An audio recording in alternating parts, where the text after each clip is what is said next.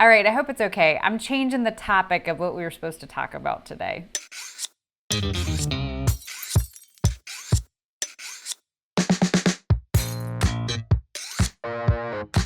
What's shaking bacon? I'm Joni Simon. Welcome to my studio. This is where I do food photography. So if you're into that, you go ahead and hit the subscribe button.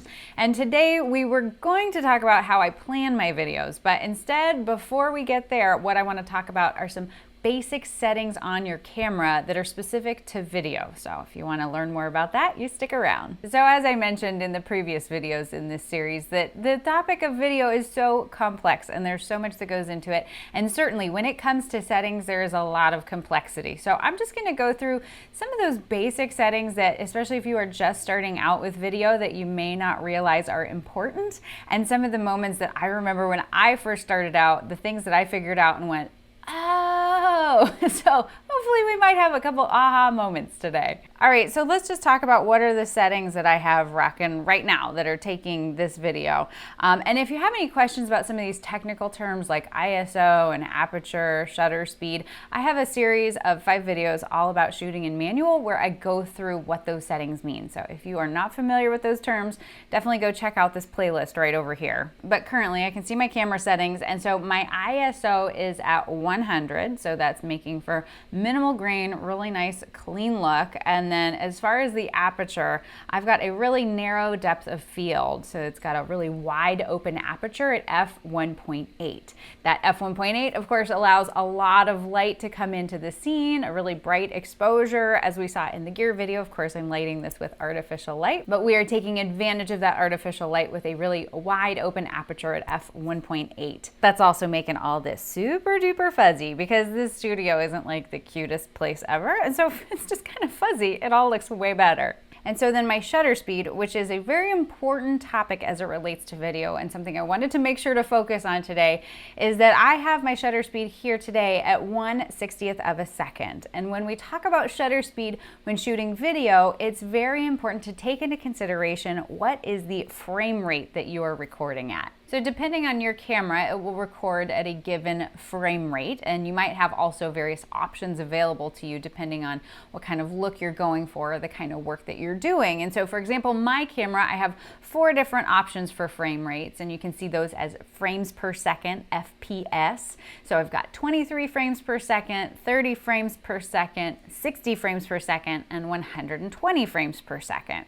So to understand this, I take it back to like the flip books that we used to make as kids. I don't know if you did this, but this is something I did in, art class and elementary school, where you get a book of blank papers and you staple them together, and then you've got a little character that you start drawing on each page, and you just slightly move them, slightly change them from page to page, and you flip through that book and that little character moves as if it's in motion. And that's effectively how a camera works and how it captures video, is that it is recording individual snapshots and then putting them together on a timeline in order to look like continuous motion. So what does that mean in a practical sense then when we compare footage captured at 23 frames per second versus 60? Well, the 60 is going to look a little more realistic and a little sharper and a little clearer because we just have more information. There's not as much being glossed over in a sense, whereas at 23 frames per second, kind of filling in the gaps, it reads as sort of just a little bit more fluid. And now neither is right or wrong or better or worse than the other. It is a matter of what are you trying to accomplish and what is the work that you're doing. I personally always record, for the most part, except for when I make mistakes, for the most part, I always record at 30 frames per second. And why do I make that option? Well, I like the way that 30 looks. It has sort of that crisper sort of feel that you're gonna get at a higher frame rate, but it still keeps the files smaller and easier to work with, because you think about a 60 frames per second file versus one that's 30 frames per second, 60 has a lot more information in it. It's going to be a bigger file to work with. So if you're limited in terms of just your processing power in your computer, 60 frames per second, just like like 4K is gonna kind of be a little problematic and can be really hard for your computer to accomplish because it's really gonna slow things down because it's such a large file. And two, I feel like when I record things like this, which is just me talking to the camera, and there's a lot of kind of movement going on, that 60 frames per second can feel a little jumpy and a little like hyperactive. And I just personally don't love that for this kind of content. So 23 frames per second, 30 frames per second, great for this kind of stuff.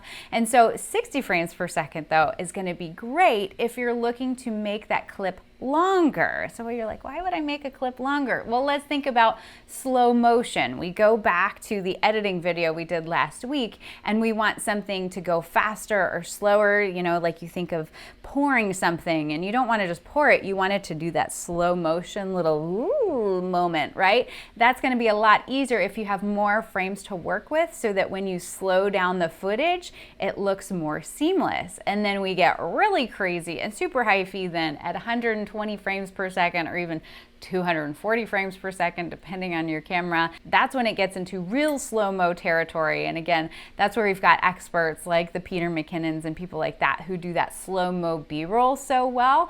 They're shooting that at 120 frames per second or 60 frames per second. But now it is important to note that depending on the frame rate you select, that might impact your resolution depending on your camera. So for example, when I shoot on my Canon 70D, if I select the 60 frames per second option, the largest resolution that I can then get in terms of that footage is 720p. So that's still an HD file, but it's not that 1080p higher resolution file.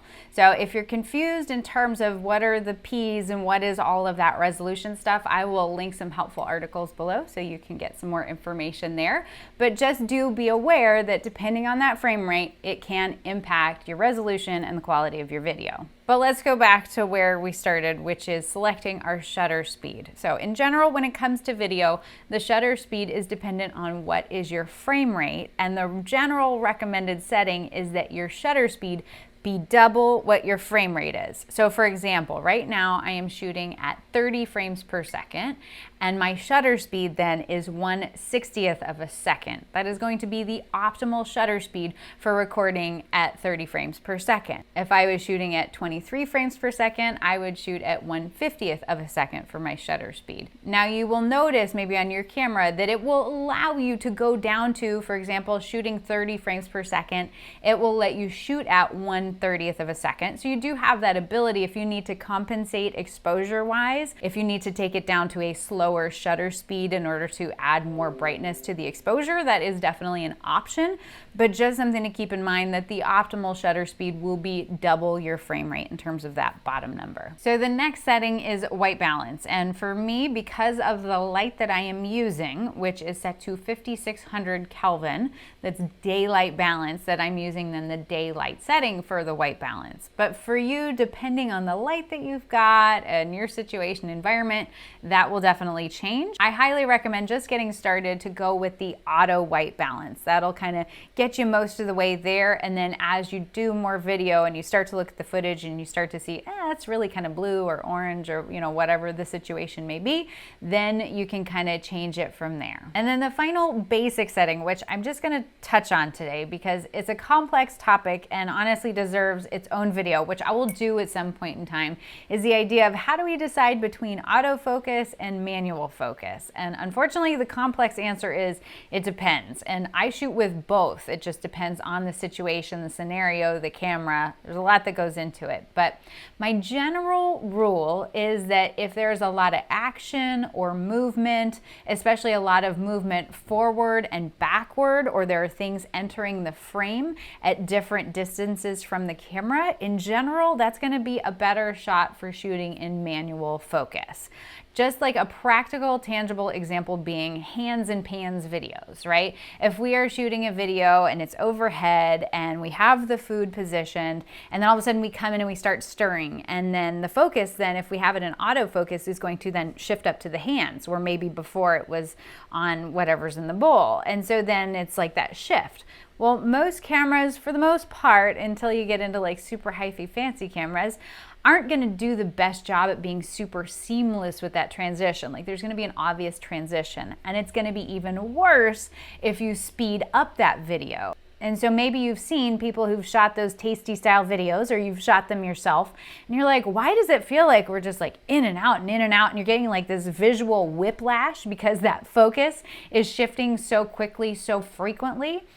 That's not generally the most recommended way to do that. For the most part, those kinds of shots, I will shoot in manual focus, and I will set the focus based on the primary subject. So if we are stirring something, the focus, I will set that on the food, so then when my hand is introduced, that the focus doesn't shift to my hand. It stays on the food. So maybe my hand is slightly out of focus, it doesn't matter, but it's going to make for much more seamless footage. It's not going to give you that visual back and forth sort of feeling. It's going to feel very smooth. But now I do shoot things in autofocus. For example, right now, this camera is filming in autofocus because for the most part, I'm staying in the same place. I'm not moving to and from the camera a whole lot, so that focus isn't having to transition a whole lot. Two, this camera is really great at facial tracking, so it understands where my face is and it's locked onto that, and that if I do move, that the shift is not super noticeable. Like if I come into, is it gonna move? Is it gonna move with me?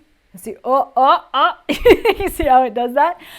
So it's rather smooth, but that's going to be in more expensive cameras. So just depending on your camera, and again, what you're shooting, you're gonna wanna either shoot manual or auto, but I promise I will do a whole dedicated video on that topic. But in the meantime, just something to pay attention to. And if you're shooting things and you're like, oh, I'm getting that visual whiplash, then good indication, maybe you need to shoot in manual. So I think those are all of the basic settings as it relates to how I'm operating my camera for video. But certainly if there is something I have forgotten, you've got the comment section below. I would love to hear from you guys, because that's the best place for me to get new ideas for new videos. You are constantly keeping me inspired, and I'll be honest, I got videos for years for this channel. So keep them coming. I want to make sure that I'm serving you to the best of my ability. And so with that, thank you so much for being here. I hope you have a fantastic day. You stay out of trouble, and I will see you again here real soon, okay? Bye.